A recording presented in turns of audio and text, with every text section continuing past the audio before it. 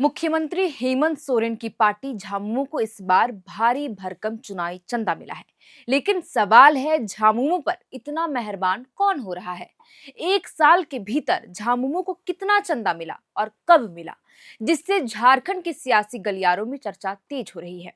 इसके अलावा चुनाव आयोग को दिए गए ब्यौरे में वो दो व्यक्तियों के नाम सामने आए हैं। आखिर वे कौन हैं?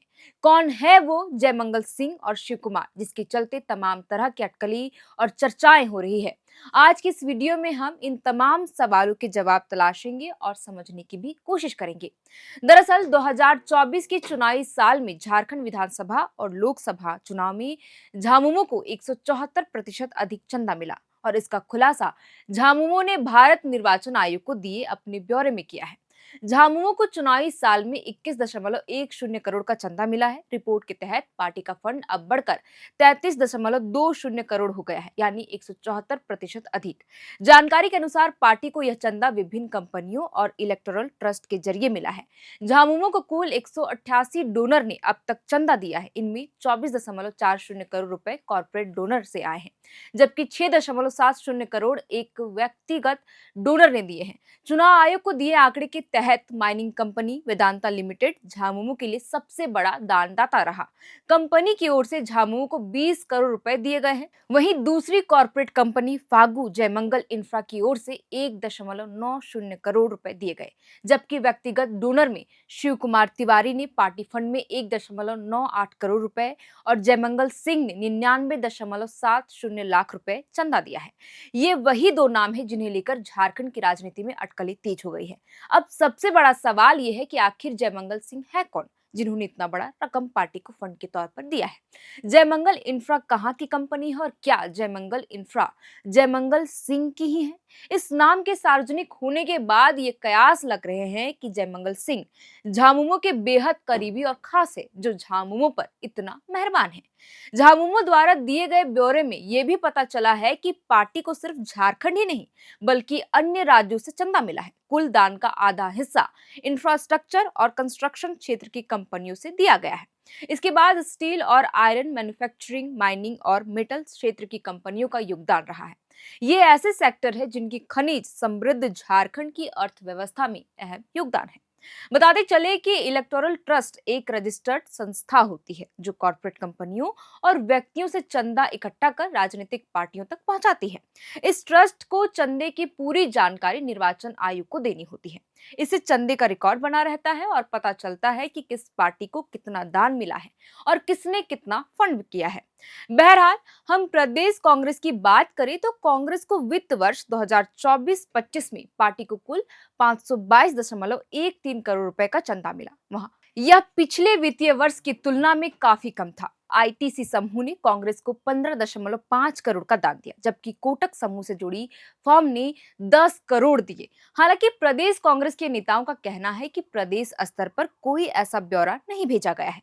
वहीं प्रदेश राजद के नेताओं का कहना है कि झारखंड स्तर से ऐसा कोई भी ब्यौरा जमा नहीं किया गया है। पार्टी की ओर से एकीकृत रूप से ही ब्यौरा चुनाव आयोग को दिया गया है। इसके अलावा प्रदेश भाजपा के पदाधिकारियों का कहना है कि प्रदेश स्तर पर पार्टी के चंदा का कोई भी ब्यौरा नहीं है, लेकिन वित्तीय वर्ष 2024-25 में पार्टी को 6654 करोड़ रुपए का चंदा मिला है। झारखंड में भी विभिन्न कंपनियों और ट्रस्ट ने पार्टी को चंदा दिया है। राष्ट्रीय स्तर पर भाजपा को चंदा देने वाली प्रमुख कंपनियों में सीरम इंस्टीट्यूट ऑफ इंडिया ने 100 करोड़, संगाटा समूह ने 95 करोड़, बजाज समूह ने 74 करोड़, आईटीसी ने 72.5 करोड़ और वेदांता ने 65 करोड़ रुपए दान दिए हैं।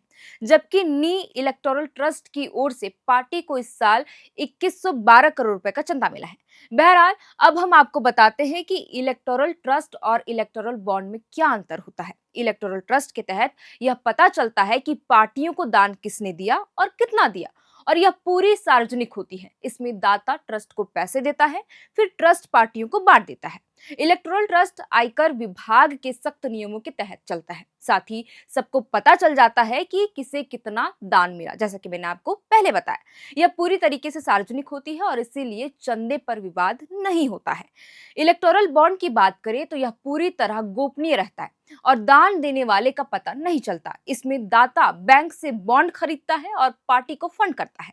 बता दें कि इलेक्टोरल बॉन्ड बैंक से जारी होते हैं और इसीलिए भी गोपनीयता के कारण विवादों में भी घिरता है। किसी को भी दानकर्ता का नाम नहीं दिखता। पारदर्शिता न होने से इस चंदे को ब्लैक बॉक्स फंडिंग भी कहा जाता है।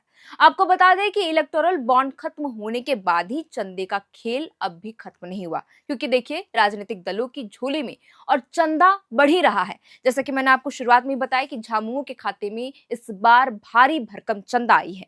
इसके इतर हम लोकसभा चुनाव की बात करें तो इस चुनाव में 2024-25 वित्तीय वर्ष में बीजेपी की तिजोरी लबालब रही। चुनाव आयोग को दिए गए आंकड़ों के मुताबिक भाजपा की झोली में चुनावी साल में 6,088 करोड़ रुपए का चंदा मिला। यह पिछले साल से 53% अधिक है। इसके अलावा मुख्य विपक्षी पार्टी कांग्रेस को महज 516 करोड़ ही मिला, यानी बीजेपी को कांग्रेस से 12 गुना अधिक चंदा मिला। व्यक्तियों से चंदा पाने के मामले में भी बीजेपी आगे रही और उसे 345 करोड़ मिले। हालांकि उसे मिले कुल चंदे का यह सिर्फ 5.6% है।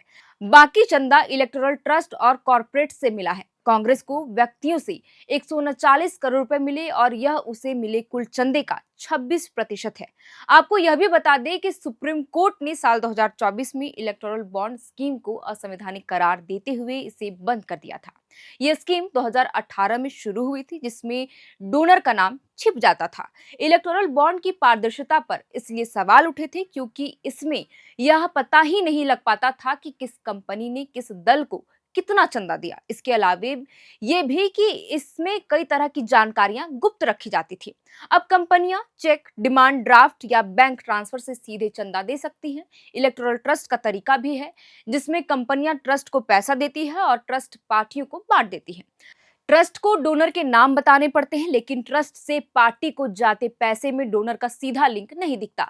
तो कुल मिलाकर हमने आपको विस्तार में बताया कि झामुमो को चुनावी साल में कितना फंड मिला है और कौन सी कंपनियों ने झामुमो को कितना चंदा दिया है और व्यक्तिगत तौर पर किसने चंदा दिया है। फिलहाल के लिए इस वीडियो में इतना ही। आप देख रहे थे एयर नाउ और हमारा नाम है श्रेया रतन। बहुत बहुत शुक्रिया।